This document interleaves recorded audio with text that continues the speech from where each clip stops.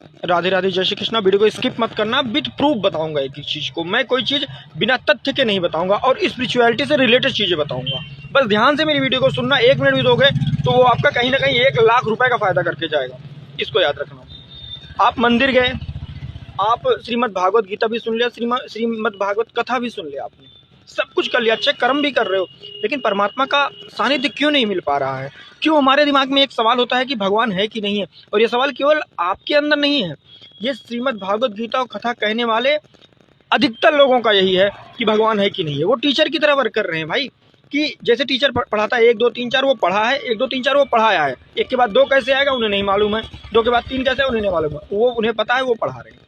ये जो श्रीमद् भागवत गीता और कथा कह रहे हैं, मैं सबकी बातें नहीं कर रहा हूँ, लेकिन अधिकतर की बातें मैं यही कर रहा हूँ कि इनका भी स्पिरिचुअल नॉलेज जीरो है। 3D नॉलेज है, शास्त्रगत नॉलेज है, लेकिन 3D स्पिरिचुअल नॉलेज जीरो है। मैं प्रूफ के साथ बताऊंगा इस चीज को, बस ध्यान से सुनना इस वीडियो को।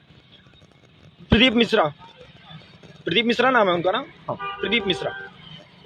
शिव महापुराण कितना बढ़िया बताते हैं, लाखों लोग सुनते हैं भाई, लाइव सुनते हैं, टीवी पे उनका प्रोग्राम आता है, वो शिव महापुराण बताते हैं। और उन्होंने राधा रानी का अपमान कर दिया, क्यों पता है? क्योंकि स्पिरिचुअलिटी का अभाव है, स्पिरिचुअल कनेक्शन का नील है, जिसके कारण ये उतना ही बता पा रहे हैं जितना कि शास्त्रों में लिखा गया है।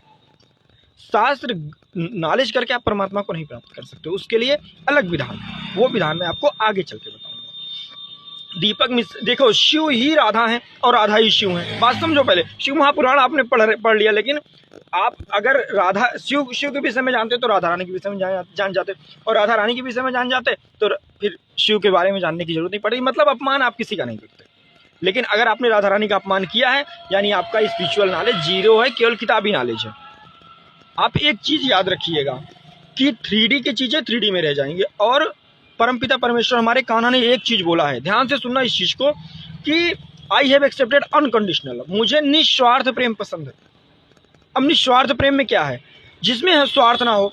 भैया 2 लाख रुपया दोगे तब मैं आऊंगा, इट्स अ कंडीशन, यहाँ कंडीशन आ गई। और अगर प्रेम से आए, हम भगवान का नाम जप रहे हैं भैया, अरे आप भगवान का नाम जपोगे, ठीक है भाई, हमारे ये प्रेम है। और जहां कंडीशन आ गई, वो परमात्मा को स्वीकार नहीं होती है। मैं यहां तक बता दूंगा कि आपके पितृदोष है, काल सर्प दोष है, इन सब का सटीक चीजें बताऊंगा मैं, स्पिरिचुअलिटी से रिलेटेड चीजें बताऊंगा। बस इतना करना, मेरा फायदा नहीं है भाई, जुड़ोगे तो कुछ ना कुछ आपको जानकारी वो मिलेगी जो शायद आपकी सोल कहेगी भैया सही बोल रहे हो। राधे राधे, जय श्री कृष्ण।